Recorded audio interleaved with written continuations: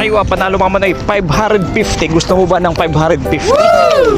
500 saka 50 ano. Actually itong 550 na to, isang taon na to eh. Mag-iisang taon na sa akin. Ito yung tawag dito, yung bago ka lumabas sa airport.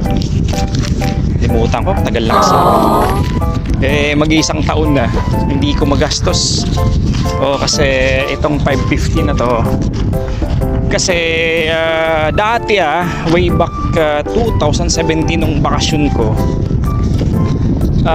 binibigay ang 550 yung terminal fee, pagpalabas ka ng airport galing ka ng ibang bansa. Nung nakaraan kasi last year na bakasyon ko, binigay yung 550 palabas ng Pilipinas. Kaya hanggang ngayon andito pa rin. What? Mas ano siya nung mas nagagamit siya paglalabas ka ng pagpapasok ka ng Pilipinas, kasi magagamit mo siya as additional dagdag budget mo pag pan-taxi, yun ang sasakyan. Pero yung binibigay na 550 ngayon na palabas ng Pilipinas, useless hanggang ngayon na sa akin. Bikini man sa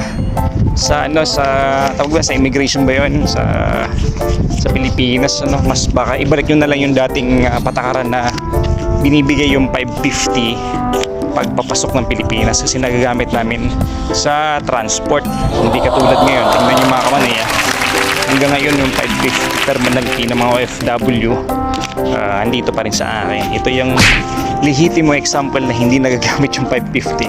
Kaya bigyan naman na sana ibalik nyo yung dating patakaran na yung 550 ibigay nyo pagpapasok kami ng Pilipinas. Nakatulong kayo sa amin sa pamasahe papunta sa mga probinsya. Alright, live from Kuwait mga Kamanoy, OFW Kuwait, Manoy abroad.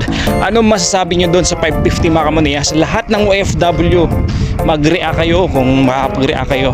Paano ba mas pipiliin nyo? Ibibigay ba yung 550 pagpapasok ng Pilipinas o pagpalabas ng Pilipinas? Nakatulad nito, andito para sa akin yung 550.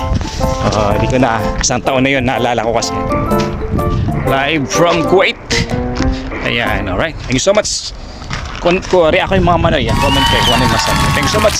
Good afternoon.